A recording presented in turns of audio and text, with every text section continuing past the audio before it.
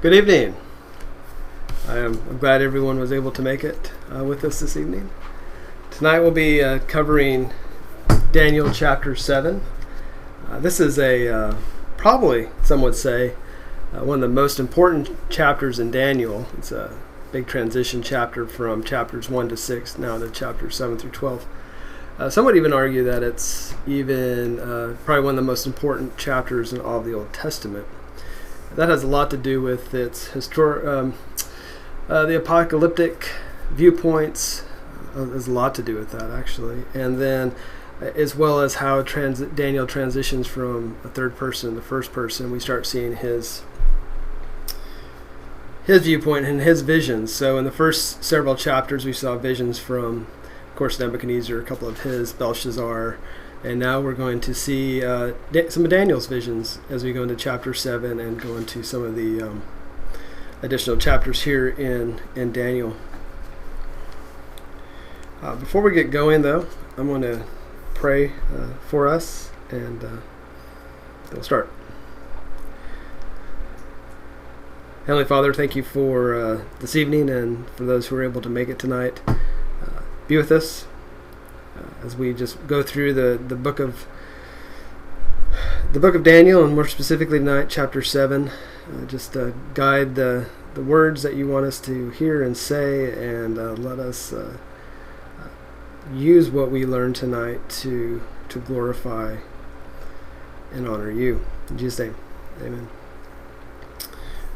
As you know, this is not a Zoom meeting; it's a YouTube live meeting. I know a lot of you guys have been using Zoom, and that's been great, but the format we're trying to do for this is something that's more of a one-way communication. But with that said, there is the chat feature. Some of you have already used it there on the right-hand side of the video, and you can go ahead and use that if you have any questions or want any clarifications or anything tonight. I'd be happy to answer those as I see them.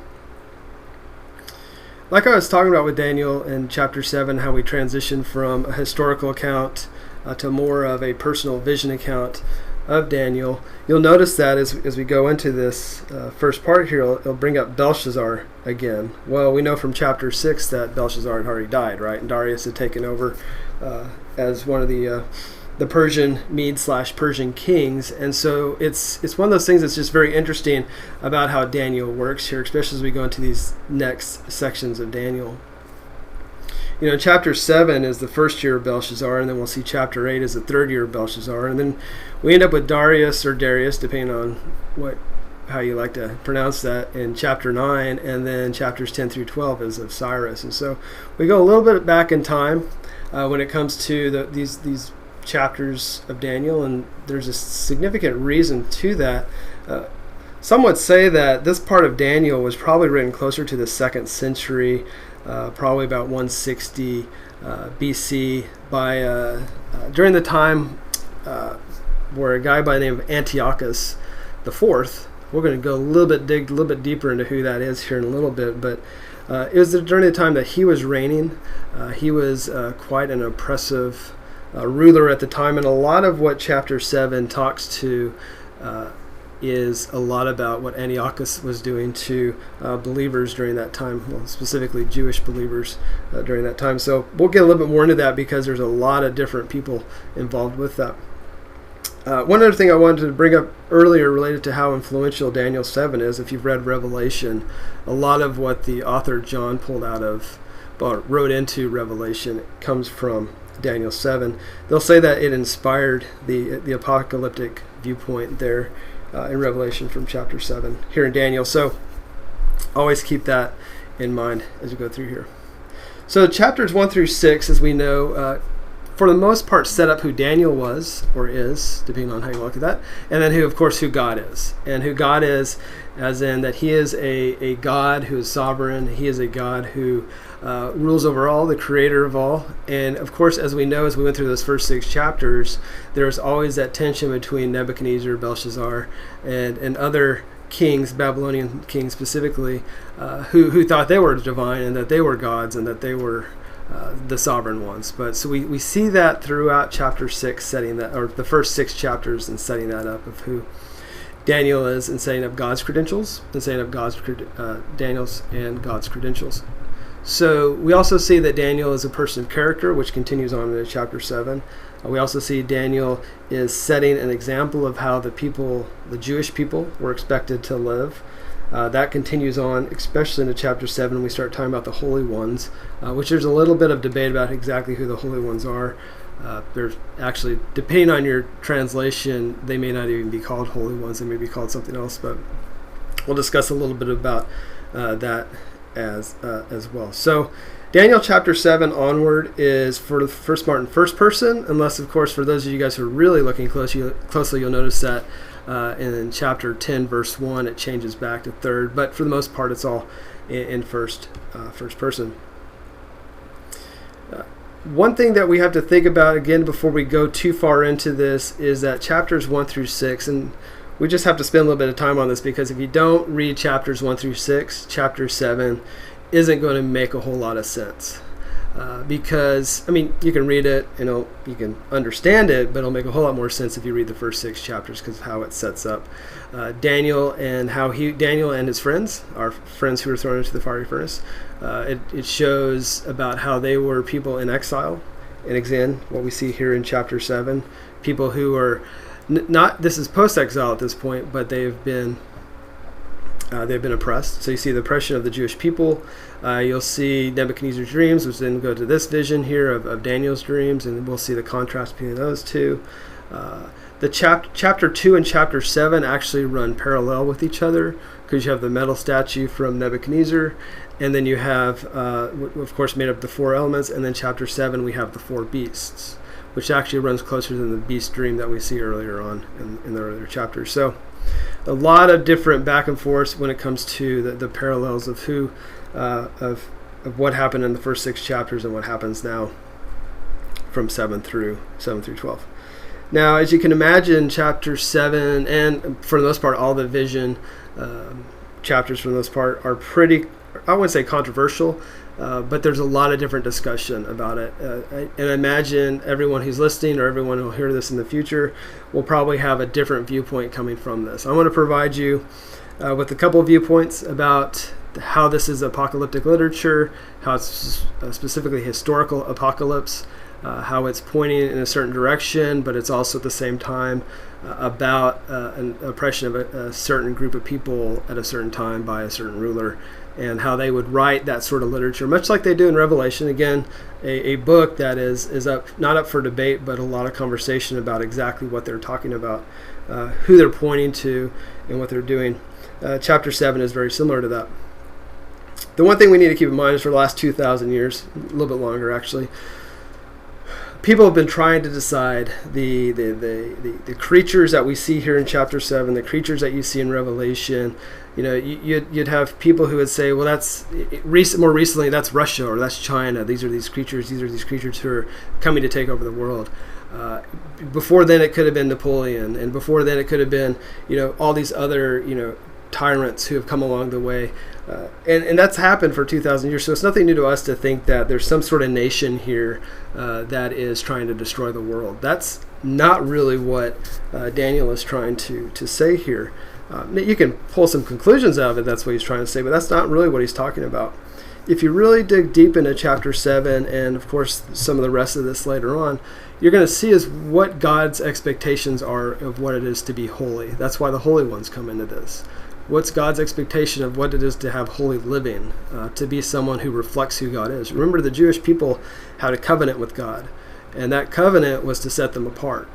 Daniel and Shadrach, Meshach, and Abednego in the first 6 chapters were people who were set apart and made decisions based on how they were people who were the covenant people. They were Jewish people who were set apart and were to be holy people.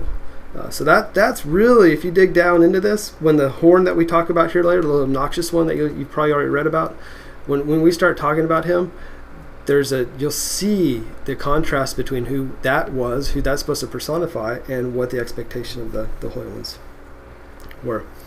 So of course, as you can imagine, as we go through here, there's going to be a lot of symbolic language, that there have been thousands of books probably written about what this symbolizes. Is it the end of time?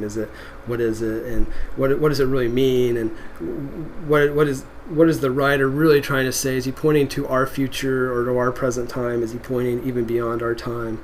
There's a lot of bad theology, to be honest, tied into how some folks have tried to interpret Daniel into something to make it really less of what it is and focus more on the scary parts and less about who God is and who God wants us to be. Throughout this, and especially in apocalyptic literature, you typically have a people group who's oppressed by someone who's considered to be someone who would consider themselves either to be divine or someone close to being divine, and you also have someone who's, of course, a tyrant oppressing the people group. So there's an oppressive regime always tied into this, and that's what Daniel is talking about here.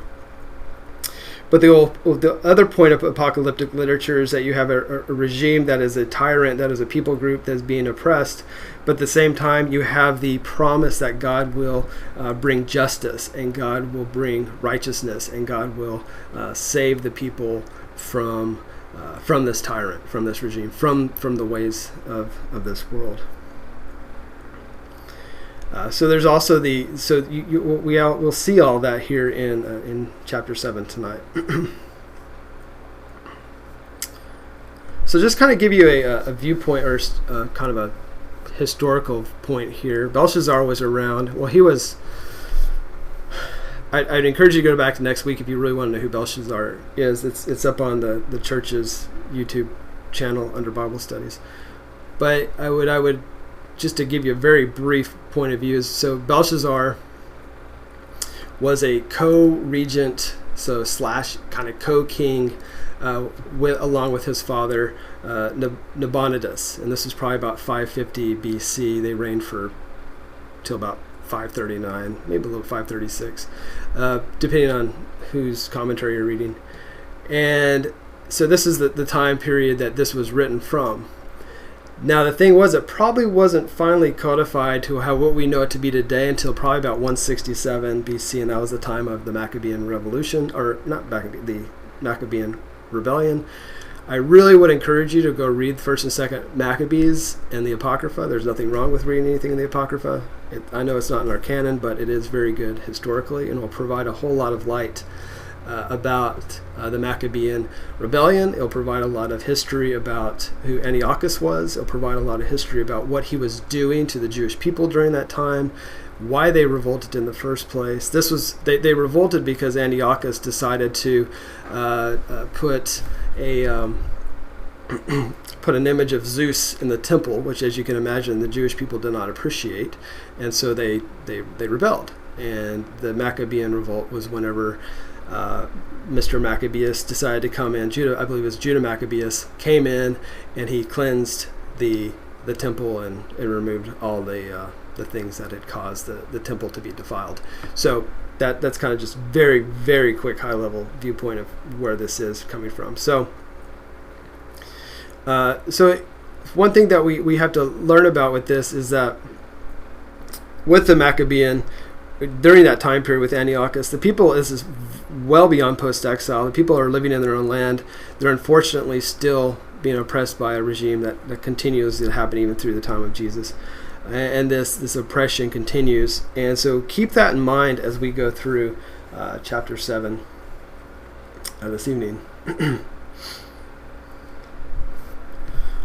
All right. Let's. I'm going to read a little bit here, and then we'll kind of dissect some of these things.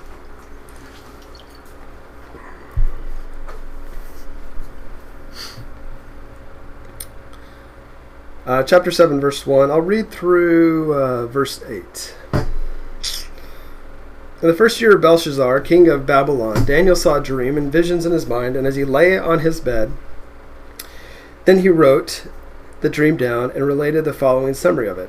Daniel said, I was looking in my vision by night, and behold, the four winds of heaven were stirring up the great sea.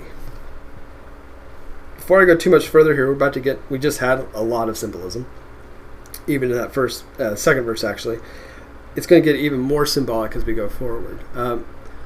To do a plain text reading of this would be unfair to the text, because there are so many different layers of what the author is trying to communicate. You have to remember what the author is trying to communicate here. It's not, he didn't just write it down because he just wrote it down because that's what. So there's a lot of going on here. The author is trying to communicate to the people who are in exile, not exile, but those who are underneath the oppression of Antiochus.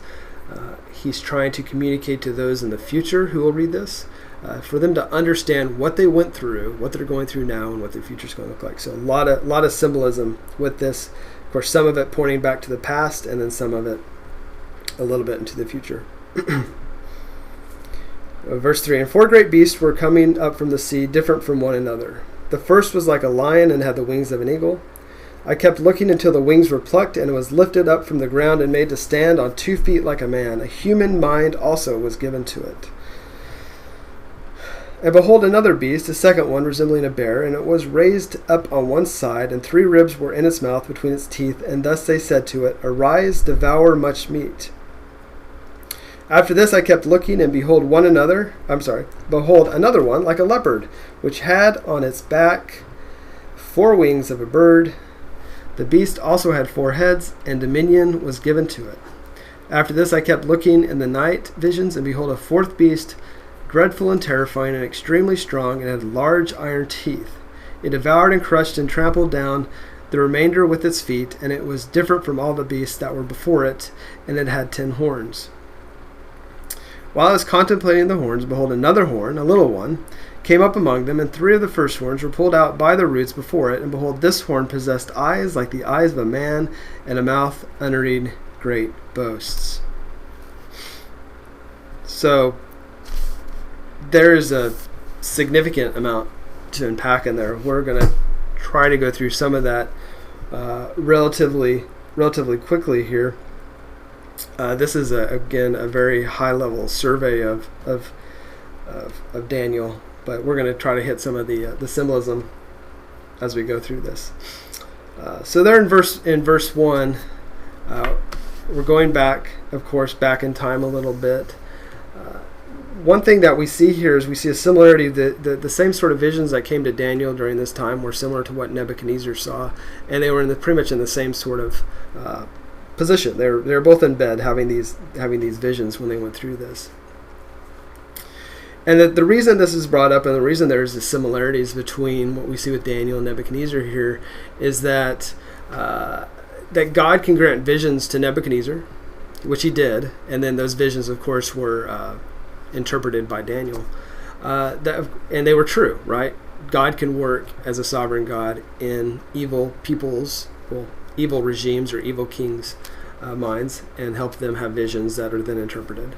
He could, of course, then if he could do that, of course, he could provide true dreams to Daniel too. And so Daniel, who is considered to be a sage, some would call him a prophet, some a sage and a prophet, which you had a few of those along the way.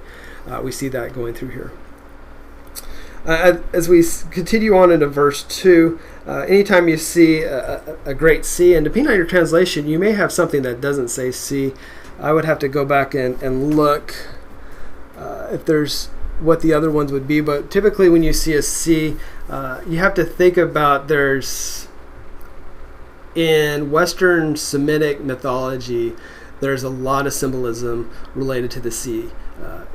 On the Hebrew side there is, from the Canaanite side, there's a lot of stuff tied into the sea, and it's usually not a good thing. It's usually something that's pretty chaotic, and it's something that is, for the most part, means that something dangerous is happening or going to be coming towards the people. Something when you see something stirring up the great sea, that is something to just be, of course, very to know something bad is about to happen, or something that's dangerous or evil or terrifying is about to be read about. If you think about going back to Genesis 1 and the creation story, the sea is symbolizes, and there's other times in the Old Testament where the sea symbolizes kind of chaotic forces that are seeking to destroy God's creation. That happens throughout. In Canaanite mythology, you have Baal, and there's a significant amount of information about Baal and the stories of the Canaanites when it comes to the sea, and how all those play out, and how the god of the seas in the Canaanite side opposes Baal, and they have a big fight, and you guys will need to spend some time reading that if you're interested in that. But and I bring that up not to say that they're the same sort of stories. I bring it up, because they do influence each other along the way. But fortunately, when you read the Psalms and other texts, especially if you went to Psalm 89, 9 through 11, you see that God has victory over the seas, and that's what this story is leading to. We're gonna see eventual victory here at the end of chapter 7, but we're gonna have to go through a lot of stuff first, which is pretty typical of an apocalypse type literature. We see the contrast of God creating order and then patterns happening where order is disturbed, and then God comes back in and defeats the chaos. He calms the seas again. We see that when the people are leaving Egypt and they're trying to cross the Red Sea or the Sea of Reeds in Exodus 15. You see that throughout other parts of the biblical text as well as in Canaanite text and other ancient Western Semitic texts as well. So we have these creatures as we go through here. And they're not just typical creatures, right? They are not. It is not a lion. It is like a lion. So these are considered to be some people would refer to as a hybrid creature, because you have lions with wings, which we know doesn't really exist, but at least that we've ever seen, unless maybe in Chronicles of Narnia. I think there are some lions with wings, but you have that sort of idea of a hybrid creature. What they typically do, especially with these sorts of animals, the culture would understand that if you saw a lion with wings, that it's a warlike animal. It's a warlike creature. It's depending on which party you're talking to, which group of people you're talking to, it's either about defeat is about to come or victory is about to come. You've seen the stone carvings of these lions with wings, depicting either victory or defeat in battle. And so we see these hybrid creatures, starting, of course, with the lion here. And as we continue on, we have a lion, and he's involved in some sort of struggle, because we think he had a struggle because he kept looking until its wings were plucked. We don't know who really plucked the wings. I imagine some of you are thinking, well, obviously it was God, and some people would say that's true. But his wings were plucked, and it was lifted up from the ground and to stand on 2 feet like a man. Some people would say this is a depiction of what happened to Nebuchadnezzar. Just giving you one example here. There's other viewpoints of this. Is that this is what happened to Nebuchadnezzar when he was a beast. And then once he was then transformed back into a man, he was given the mind of a man again, but while he was a beast, he had the mind of a beast, and he is now coming back around. So the lion is then Babylon, right? So these creatures, some would say, reference nations. So the lion being Babylon, the bear possibly being the Persians and the Medes, and then we could have the Greeks as the next. It just depends, and depending on what commentary you're looking at or what group of commentaries, or for the most part you'll see just a little bit different variation about who these beasts are. As we see the bear, anytime you see a bear like this, it's probably coming to devour something. It's something that would resemble that. Its posture here is as it's about to pounce on something.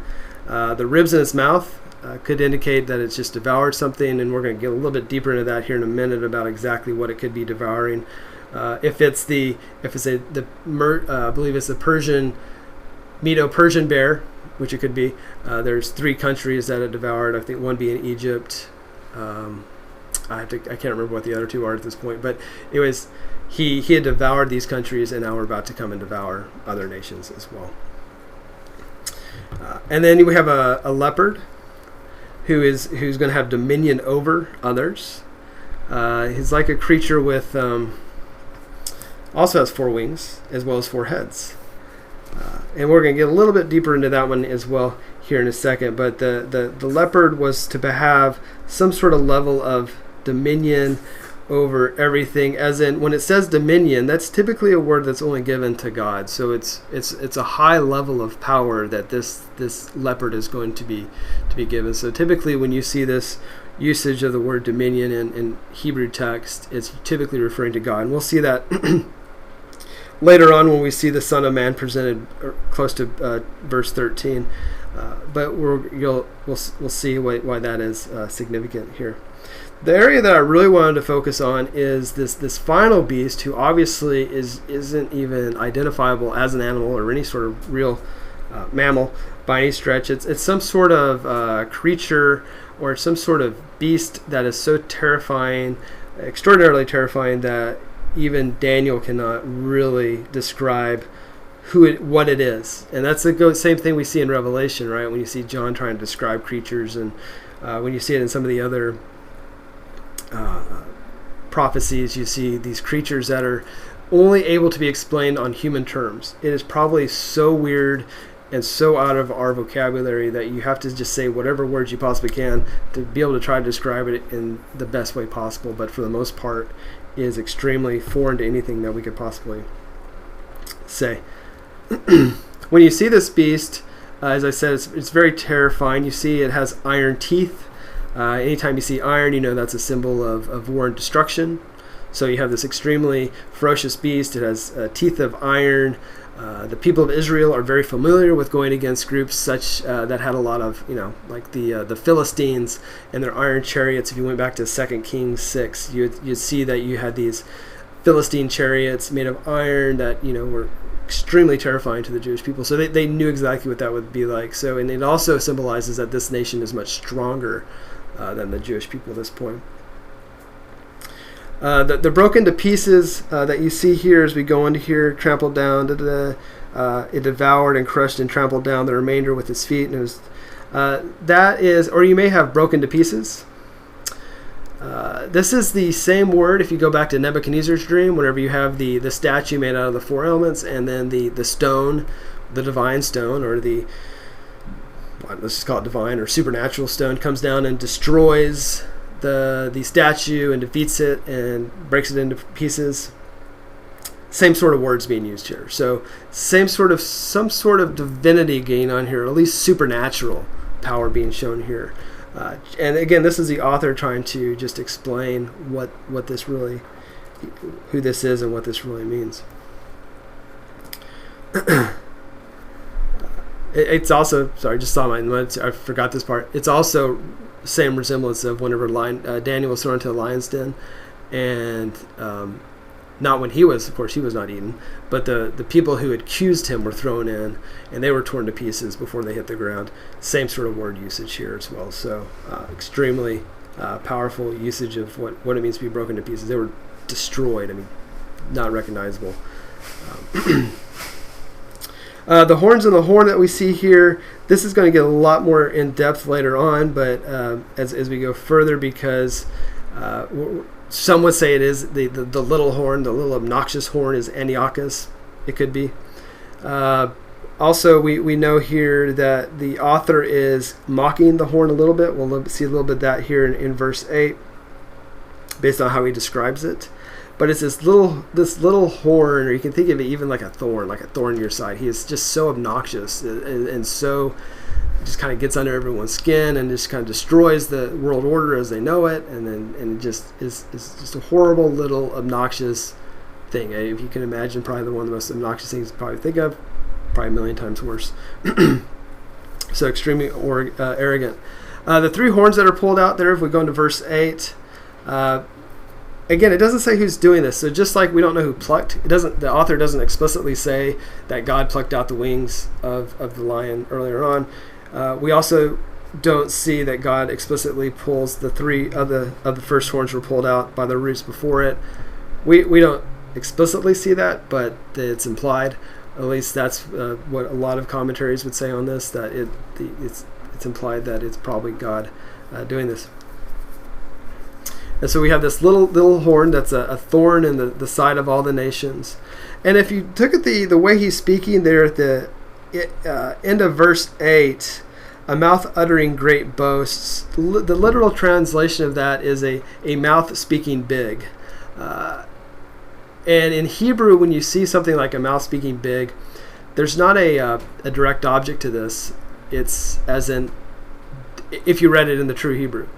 And the reason that is that the author is trying to show there's an insignificance to this horn. So he's not naming it at this point, showing its lack of significance. As in, at the end of the day, this horn is really obnoxious and somewhat powerful and a thorn in the side of all the nations. But at the end of the day, it has absolutely no power and is insignificant. So is compared to God just very weak, and ultimately will mean nothing. Just to kind of go around through who these creatures are as countries, I wanted to cover that because there's a lot of really good evidence that these are referring to countries, the countries that had oppressed during the exile, and even the countries that continue to oppress post-exile, the Jewish people. So, like I said earlier, we believe, just based on some of the symbolism with the lion, and the lions were very well respected, and a lot of, idols and statues were created, and in Babylon, they really appreciated the lion. But it also just showed the strength and ferocity of the Babylonian people. And then the wings, of course, on it, they would say were eagle's wings and would show the speed of the lion, which of course would make it show that it's a powerful force, powerful military force. But the thing at the same time, like I said earlier, when those wings were removed, Babylon was weakened, and then we know that then the Persians came in. Like I said, the bear is probably a Medo-Persian bear or a Persian bear. Those two countries had kind of merged, or those empires had kind of merged by this point. The countries were probably Lydia, Babylon, of course, because we know the Persians took out the Babylons when we looked back in chapter 6 when Belshazzar was removed. And then Egypt. Egypt was kind of always during this time was trying, for a while the Jewish people were trying to make allies with the Egyptians, but that fell pretty flat for the Jewish people because the Egyptians backed out. But they were always trying to make friends with people. They were kind of a mid-level power during this time, and eventually were destroyed by the Medo-Persians. And all this happened, the Lydians, the Babylonians, and the Egyptians, the whole kind of the time period that they were all destroyed was probably between 546 and 525 BC.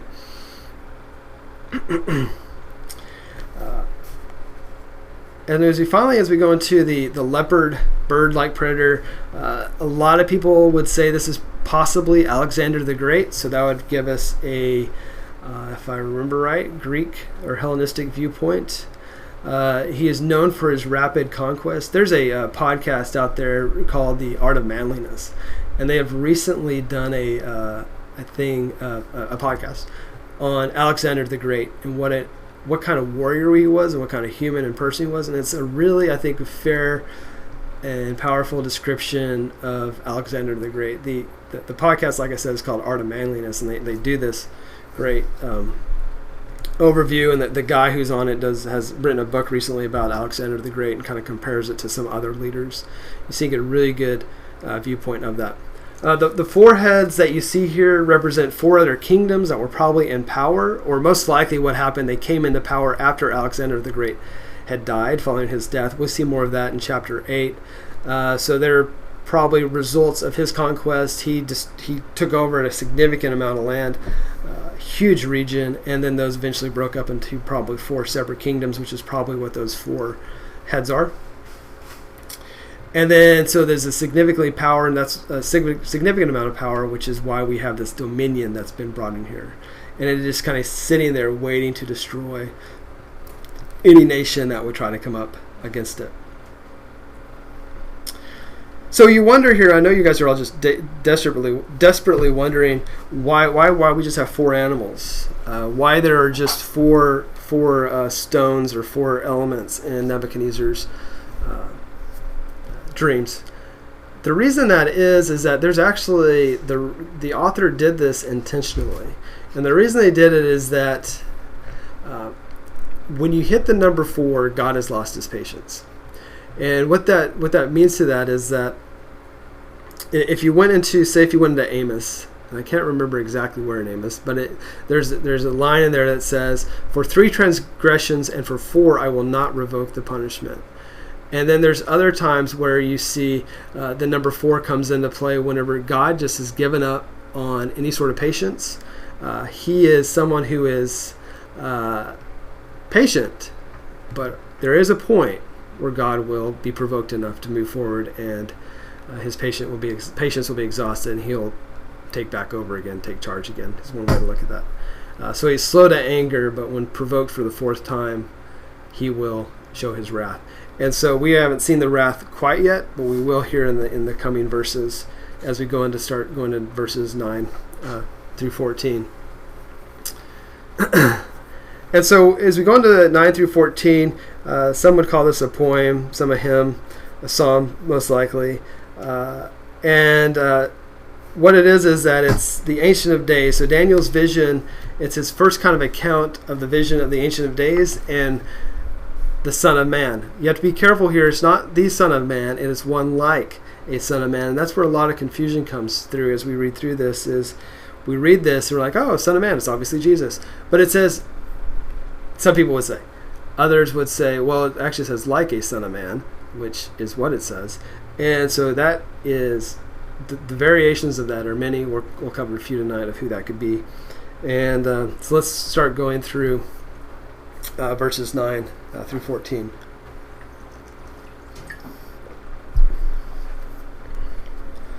Actually, I'm going to read 9 through 12. And if I just feel crazy, I'll make it through 9 14. We'll see.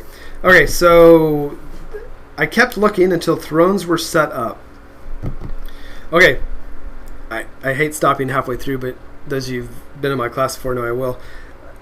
Look at, there's every word counts in this part of the vision. Because sometimes we'll just blow through something like this because maybe we've read it before or maybe it doesn't seem like it's significant. But there's a lot of different detail the author is trying to put into here. And especially if you look at when he says thrones. Well, there's only one Ancient of Days, right? Well, that's just interesting, right? What does that mean? And then so let me read through this, but think about this. There's a lot of different pieces of symbolism running through this that don't automatically just go back to what you saw in the past. You should always as a reference point, but also think about what the other possibilities of what maybe some other commentaries have been written about this and what other information is out there related to what exactly is going on here. So, sorry again. I kept looking until thrones were set up and the Ancient of Days took his seat. His vesture was like white snow, and the hair of his head like pure wool. His throne was ablaze with flames. Its wheels were a burning fire. A river of fire was flowing and coming out from before him. Thousands upon thousands were attending him. The myriads upon myriads were standing before him. The court sat, and the books were opened. So think of this as a divine council, possibly, that has been set up here. Maybe something that we see in the first chapter of Job. Also possibly could go back to a Genesis 1 reference of what God had written of and created. There's so many different things to look at here. So in verse 11, then I kept looking because of the sound of the boastful words which the horn was speaking. So reference back up to verse 8. So we kind of had this break of explaining who the Ancients of Days was. And now we're going back to this horn. The boastful words which the horn was speaking, I kept looking until the beast was slain, and its body was destroyed and given to the burning fire. As for the rest of the beasts, their dominion was taken away, but an extension of life was granted to them for an appointed period of time. We'll continue on to 13. I kept looking in the night visions, and behold, with the clouds of heaven, one like a son of man was coming, and he came up to the Ancient of Days and was presented before him, and to him was given dominion, glory, and a kingdom, that all the peoples, nations, of men of every language might serve him. His dominion is an everlasting dominion which will not pass away, and his kingdom is one which will not be destroyed. So this is, as you see here at the end here, Daniel kind of threw in a little bit of his own commentary at the end about what he believed the one like a son of man was going to do, and what the world would look like. We're looking at a very kind of what the future viewpoint of what his kingdom would look like. So he kind of provides his own little commentary there at the end of how this all is going to play out. So as we look into verse 9, these thrones that were set up,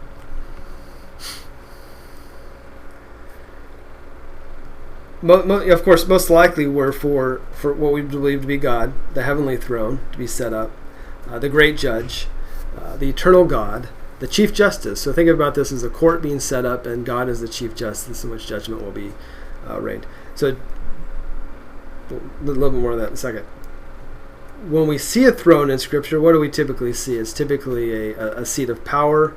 When God is on the throne, it's not always in Israel's favor. Sometimes he's on his throne for judgment of Israel. Other times it's to test, kind of like I referenced the divine counsel earlier in Job. God was on his throne and Job was tested. God makes his judgment, as we know, in a heavenly realm, and then of course it affects the earthly realm. We see that throughout. We don't know until verse 14 why are there multiple thrones. So if you were hearing this for the first time and you weren't really familiar with who the Son of God was, possibly you could say the Messiah was, this would be quite a surprise to you. It's like, who could this be? So if you put yourself in the shoes of the people who originally heard this, they'd be like, oh, this is quite curious. And so the author wrote that in a way for them to see it that way and to be really kind of intrigued about what was going on. And that's a very typical style for that time. And then as we, of course, know, because we've probably read Daniel before, and we know kind of how this all plays out, who that other throne possibly could be for. And so there are the multiple thrones. It's only in the Hebrew Bible where we see the Ancient of Days. And what that shows us there is that God is beyond the boundary of time. When you see something referred to as Ancient of Days, which of course we believe to be God, God is beyond the boundary of time. So we see that here. He's beyond human categories. If you're beyond human time, you're beyond human categories. And that's why it's so hard for us to describe who God is. Whenever we see visions like this, there's only so much we can say. There's only so many words in our language that we can say to describe this, much like the same problem John had in Revelation. And then there's some interesting things that we see here, because some people would say that the Ancient of Days here, and this is where the culture would kind of play a role in this, is because you'd have the Ancient of Days that we know from the Hebrew perspective, the Jewish perspective, and then you have the Ancient of Days from the Canaanite perspective. And so they referred to their Ancient of Days, our God. They would refer to their head god as the Father of Years. Their main god was known as El. The Canaanite god was El. He had a gray beard. This god has a wool, head like wool. There's some comparisons here. When you see a beard, especially a gray one, it doesn't count for everyone, but when you see a gray beard, it's a symbolizes wisdom, and we see that here. A lot of people would believe that what Daniel's vision is here is that you got to remember he has lived and existed in Babylonian, has been steeped in Babylonian pagan religion for years. Though he has remained a true monotheist Jewish covenant believer, he's been steeped in this for years, and so have the other people. And so they would understand these references, and so he's using whatever words he can to describe. And sometimes if those words are pulled from maybe the Canaanite viewpoint or the Babylonian viewpoint, that is okay. It's still trying to help people understand who God is. And the thing is that once you see the Ancient of Days and how he's described here, or how the God of Ancient of Days is described here, this continued on. So if this was probably written around 160 BC, the following centuries, even to Jesus' time, people use the Ancient of Days as a point of reference up to who God is. So if you went to Matthew 25 or Revelation 1:13 through 14, there's some references to that draw back to what Daniel was trying to describe here. Anytime we see vestments or clothing to be white as snow, we know if it's as moral purity or absence of sin. That's a perfect reference back to Isaiah 1:18, where skins are like scarlet, or sins are like scarlet, but they'll be white as snow, based on who God is. Of course, and his white hair, much like the god of El, or El, it's even hard to say that, El, the Canaanite god, was the white hair, the gray beard, all symbols of wisdom. In verses 9 to 10, we also see a lot of fire. Fire, he's trying to just describe the scene. It's an awe-inspiring view. We know that fire in many ways is a sign of destruction. So eventual destruction, especially when you see wheels involved, especially burning wheels, signifying warlike chariots. Anytime you see that, destruction's coming. Who's it coming to? That's what we're still trying to figure out. But it looks like it's going to be coming to that horn, that really obnoxious horn that was being described there in verse 8. Of course, God is associated with fire throughout the Old Testament. You have the burning bush, you have the pillar of fire that the people followed after they left Egypt. There's, of course, other references to that. So fire is not only a sign of destruction, it's also a sign of guidance, protection, loyalty, and covenant. And then also fire can be used as judgment, as a way to purify. So the people of So just to going back of judgment, if the people of God were not fulfilling their obligations, they'd be consumed by fire, by their jealous God. So fire, of course, is very, very symbolic throughout that. And there's of course other references we can look at through fire throughout the Old Testament.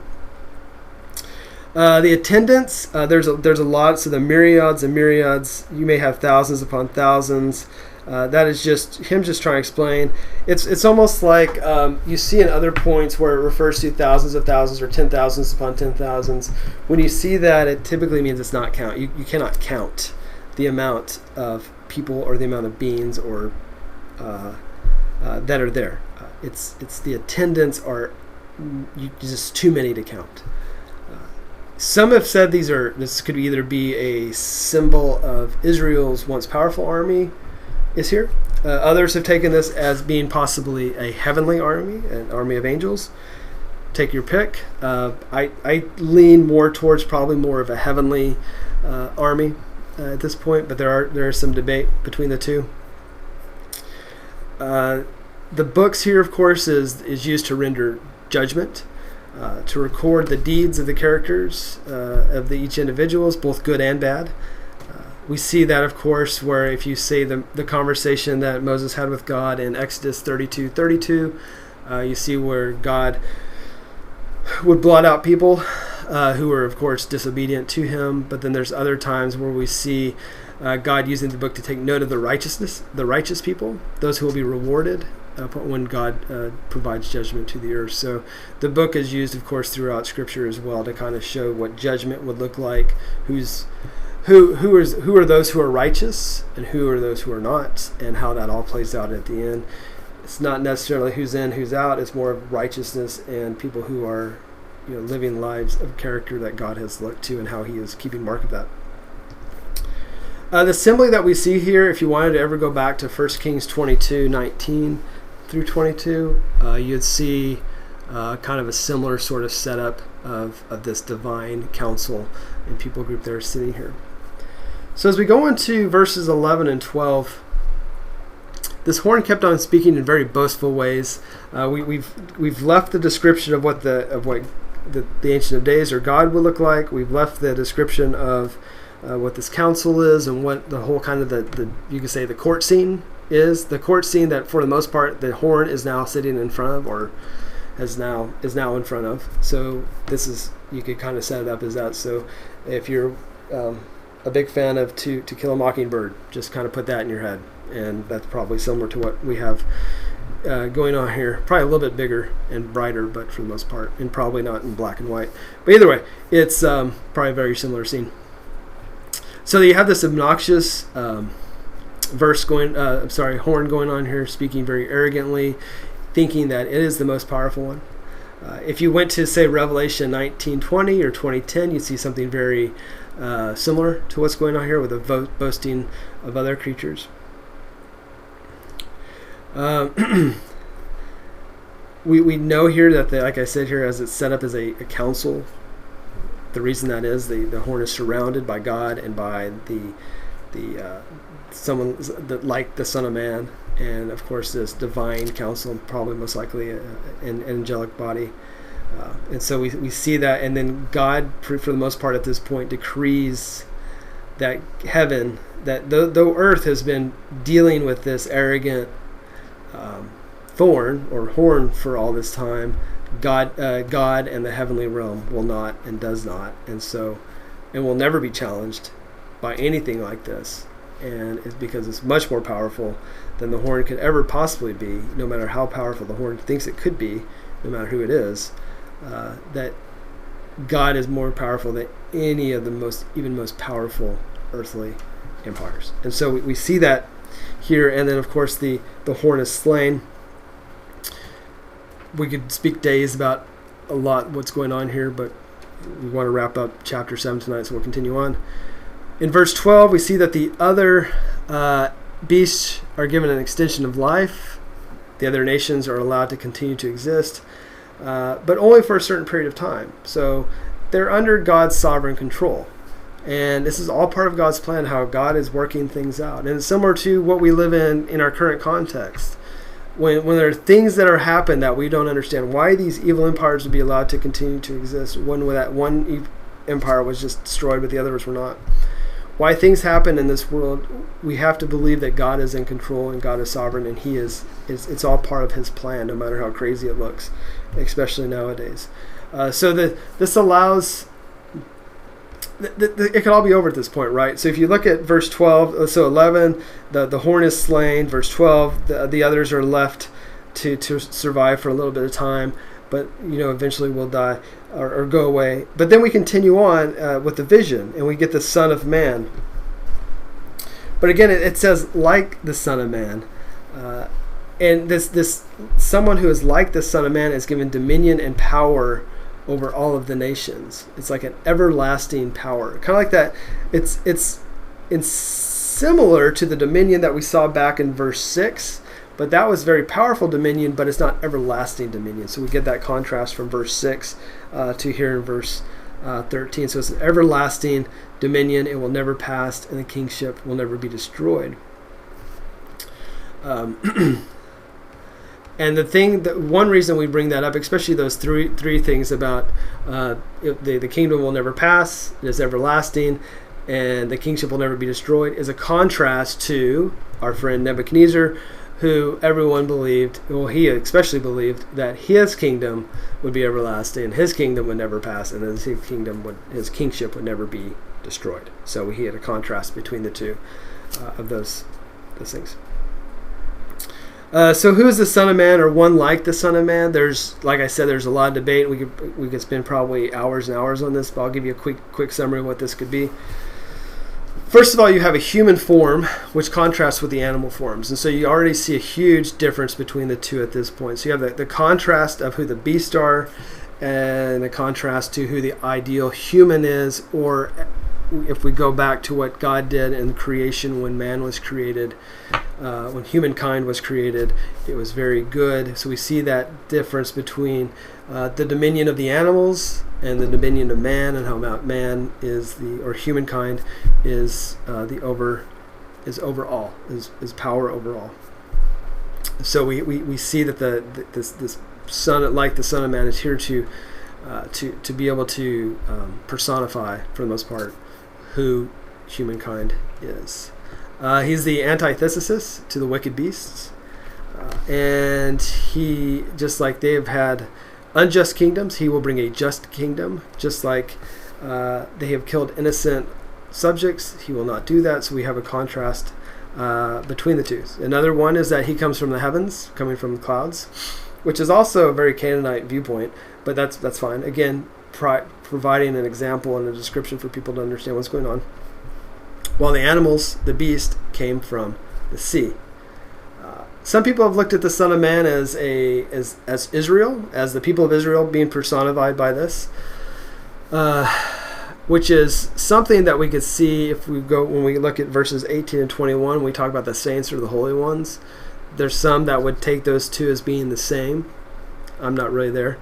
The Holy Ones possibly being, of course, celestial beings, but some would argue they're actual people. Well, again, we'll get there here in a second. Some have said that the Son of Man could be maybe Gabriel, the angel Gabriel, or Michael.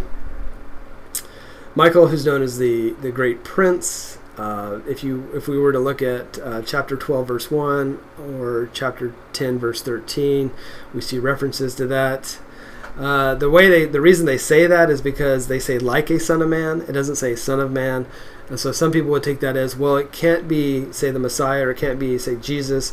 It has to be something divine, something powerful, but not necessarily that. So I want you guys to digest and chew on that one for a little bit, to think what you think about that.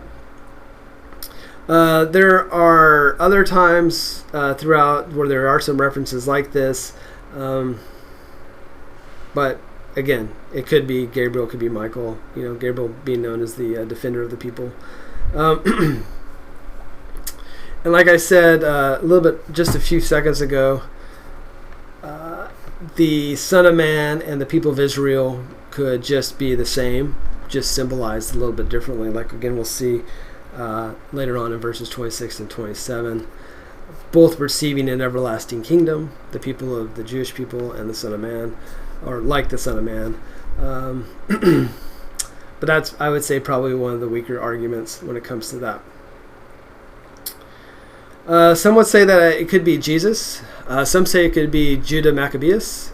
And the reason that is because he went in and cleansed the temple after Antiochus had destroyed it, or had defiled the temple. It could be that could be who this is symbolizing. Again, but neither Judah Maccabeus, did not. He's not eternal. He is, well, he may be living eternally. We're not sure where his stance is, but he's not Jesus. He's not the Messiah. So there's some weak points with that too. I would say and I imagine most everyone here, and if you don't, that's fine, but most everyone here would probably say this is probably Jesus. And there's a lot of references in the New Testament I could throw out. I'll throw out a few of them. Matthew 24:30, Matthew 26:64, Mark 13:26, Mark 14:62, and Luke 21:27 all refer to Jesus as like a son of man, or like the Son of Man, or Son of Man. In some reference to that. Again, it probably depends on your translation, but the same sort of word usage is being used there to describe who Jesus is. I would have to argue that's probably the strongest point, but again, there are some commentaries who would take that from a different viewpoint or a different direction. And let's continue on here. Let's look at verse 15, and then I'll read a little bit, probably just through 18 actually right now. As for me, Daniel, my spirit was distressed within me, and the visions in my mind kept alarming me. So what we see here, he's still pretty distressed by what he's seeing here, and these visions, as you can imagine, they're probably quite troubling and were probably hard to digest. But what he does is really interesting. He approached one of those, so one of these divine beings, being an angel, whoever it is, he approached one of those who were standing by and began asking him the exact meaning of all this. Well, let's just say the one he approached is an angel. So he told me and made known to me the interpretation of these things. As we go through this, look at how the interpretation is provided here. It's probably not exactly what Daniel was wanting to get to as we go through this.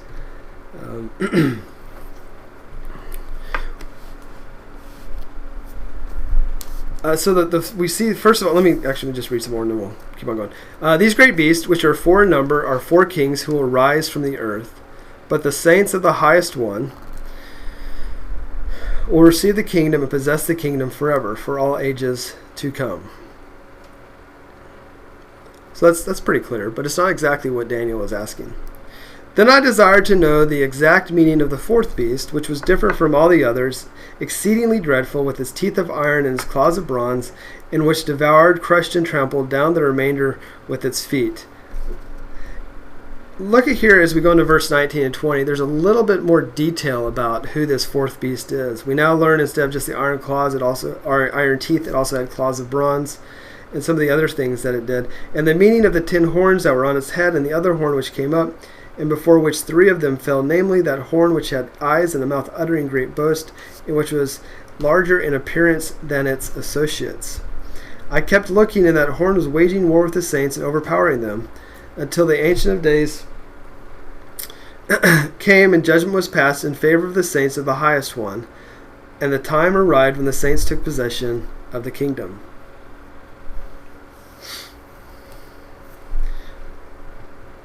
So as we look through here, it seems like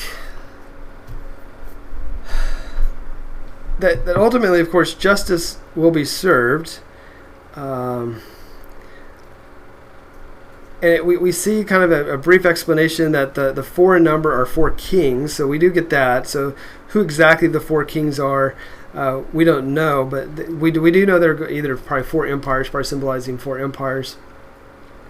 But what the key interesting thing here is that he doesn't provide really a lot of context about that. He quickly passes over the 3 beasts and jumps almost immediately to the main point. Of the holy ones and of the saints and the highest one. So he actually even kind of runs over the 4th beast a little bit too. That's not the key here. And that's what I was saying earlier when we were starting this tonight, is that the key is not who are these evil beings and what do they symbolize. The key is who are the holy ones and why are they holy and what sets them apart.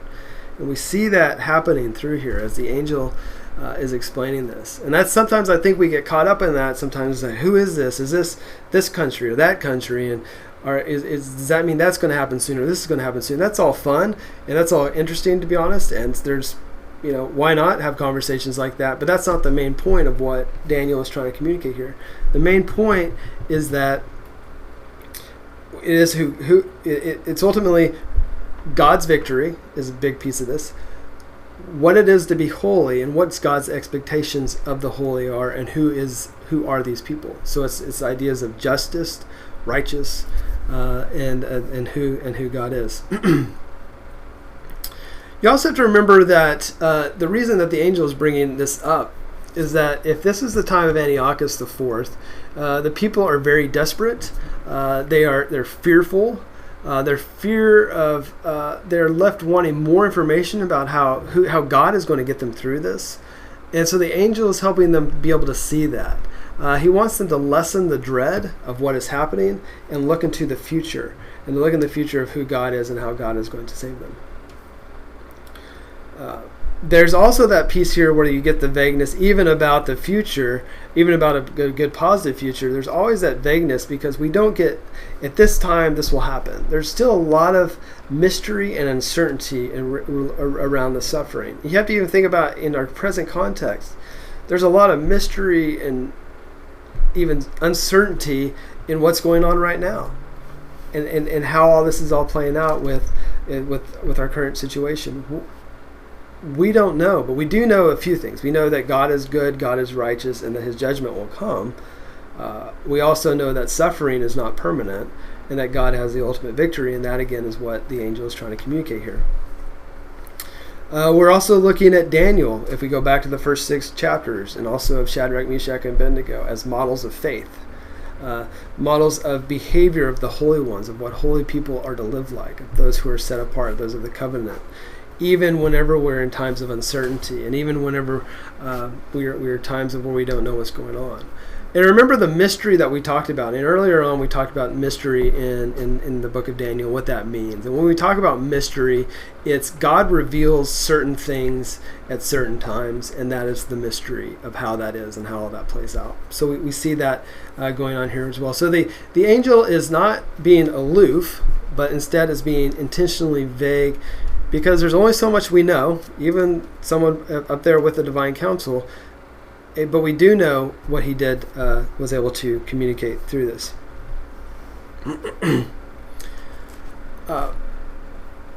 Let's keep on going.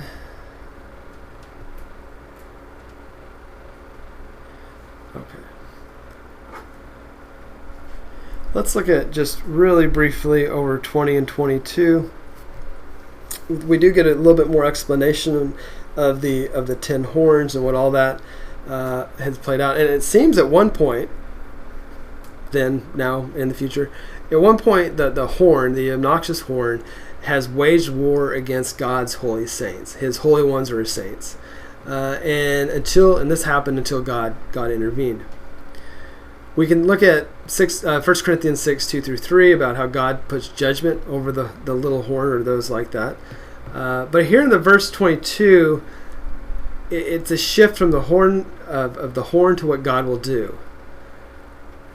He had the angel, and this is a little bit of repetition, the angel wanted Daniel to stop being so preoccupied with this horn and to actually instead to see what God was doing around him. Again, think about that for today. We could be preoccupied with our problems and our issues and this something we can't control of today, or we could look around and see what God is doing around us and how he is working.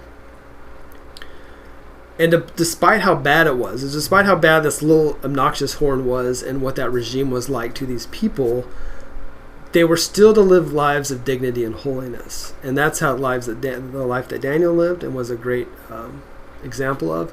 And it's lives that we're supposed to live too, of lives of dignity and holiness, even in times of uncertainty, oppression, mystery, uncertainty.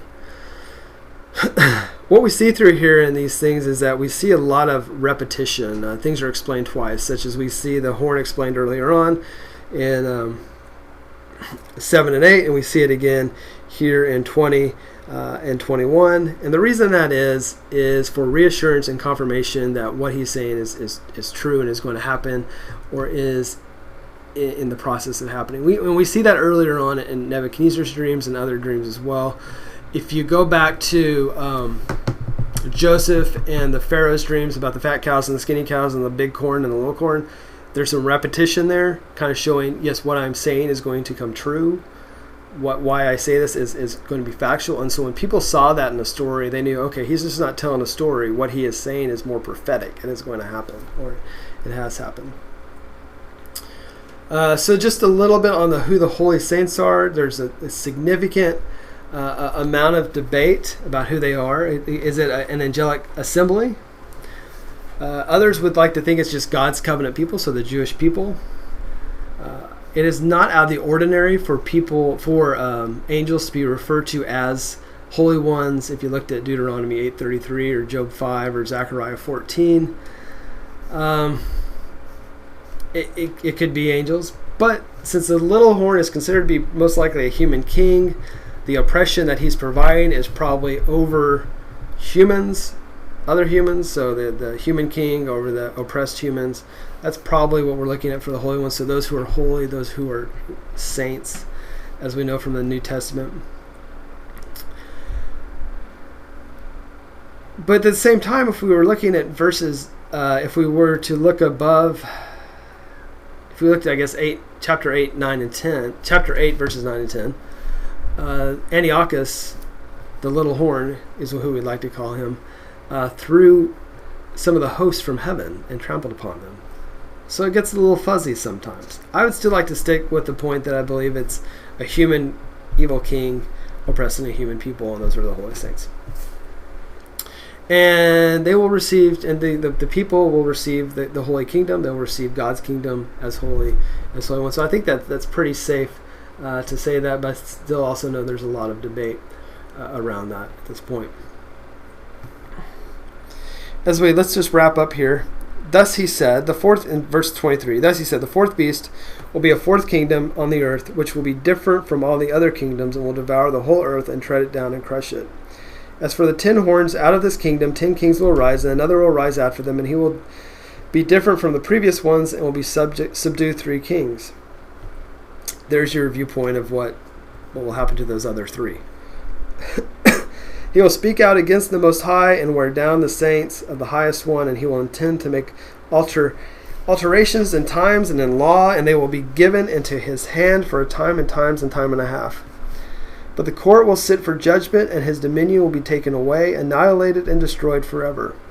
Then the sovereignty, the dominion, and the greatness of all the kingdoms over the whole heaven will be given to the people of the saints of the highest one. His kingdom will be an everlasting kingdom, and all the dominions will serve and obey him. At this point, the revelation ended. As for me, Daniel, my thoughts were greatly alarming. Me and my face grew pale, but I kept a matter to myself. Well, as you can imagine, I bet many of us would feel the same way after a vision like this. So the fourth beast, again, we see is very powerful. Is going to destroy the earth, or not the entire earth, but he's going to crush it, and bad things are going to happen. We'll see that there will be 10 kings that come out of there in verse 24. Another king would subdue the 3 kings. What I really wanted to bring in here is this, and because some of that's already been discussed. But what's really interesting is in verse 25, where they believe what he's talking about here at the end of given into his hand for a time, times, and a half a time, is probably about 3.5 years. Throwing it out there for those of you who like to look at conspiracies and things related to that. Have fun with that one. But anyways, it's interesting to see how he's played that out. Most likely, what it is a symbolic viewpoint of an unspecified amount of time, which again underscores what the angel was saying earlier about the uncertainty of when the oppression will end. So the idea of what he was doing, though, here, and this is why this is so interesting, is that making alterations in times and law. What he was doing is he was attempting to make them stop any sort of religious festival, participate in any sort of religious event, to remove all the religious events, no more prayers, sacrifices, no more observation of the Sabbath. Anything that was related to the Jewish covenant people, he was trying to remove and trying to get rid of. So anything that would make a covenant people's life known as a holy people to be holy, to live lives that are holy, meaningful, to kind of basically their foundation of who they are, he was trying to remove. And he was pretty, so for the most part, Jewish society would have disappeared as we know it, or as they knew it at that time. So that is why that is so significant. The 10 horns, just very quickly, because those of you who know, we end in about 3 minutes. But let's look at this just very quickly here. So what we, for the most part, believe that this was Antiochus IV Epiphanes. He gave himself that name. You go and look it up why he did, but he was really obnoxious and really thought very highly of himself. So he is the one who's depicted as the small horn, and was the one who was very powerful and did many crazy things, that very, very bad things. So for those of you who are history buffs and want to know about all the different people who were involved, the first 7 predecessors that were listed here, I'm going to do these very fast because this is just a very exciting time. Seleucus I Nicator, Antiochus I Soter, Antiochus II Theos, Seleucus II Calnisius, Seleucus III Cyrannus, Antiochus III the Great, not as great as the 4th, Seleucus IV Philopator, and then the 3 that were kicked out, they were never allowed, they were pretty much were displaced by Antiochus IV, was Demetrius I, who is the oldest son of Seleucus IV, and then you had Antiochus, just Antiochus, he had no other numbers after his name, unfortunately. He was the youngest son of Seleucus IV, and then Heliodorus was never allowed to be king either. They were all displaced by Antiochus IV. Most likely he probably killed them, waged some sort of war, but they were never really allowed to be king. So that's kind of that gives you the breakdown of what's going on with all these other kings that were kicked out and destroyed and were never really allowed to rule, but then also the other 7 that did rule and had pretty powerful regimes.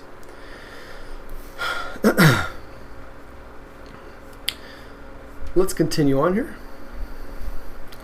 In verses 26 and 27, we have this holy council, or the heavenly tribune.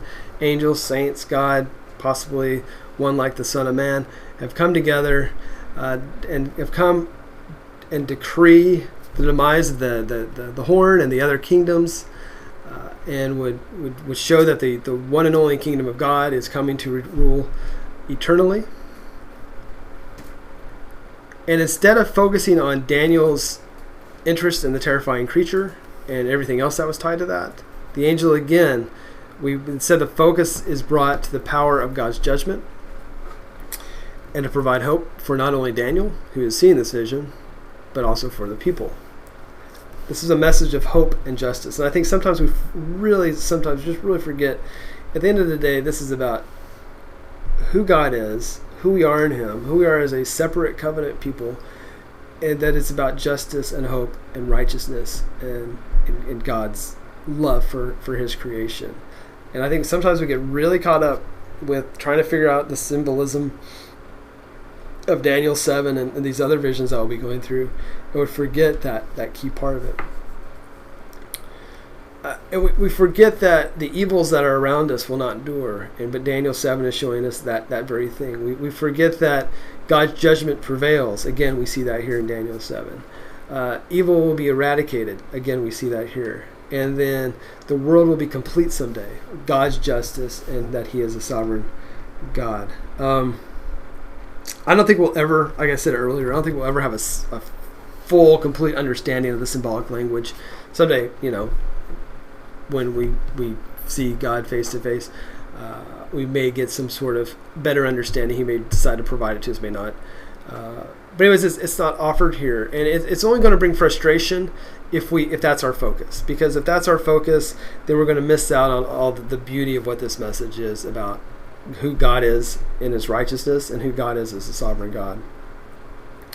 And like I said, there's thousands of books that have been written to try to interpret these symbols, and I think that has become a very dangerous way of making money for those who've written those books. And they can, that's fine. People are allowed and should write books and interpret things, but I don't want us to lose focus about who God is through this, and the focus of what Daniel and the author of Daniel is trying to show here with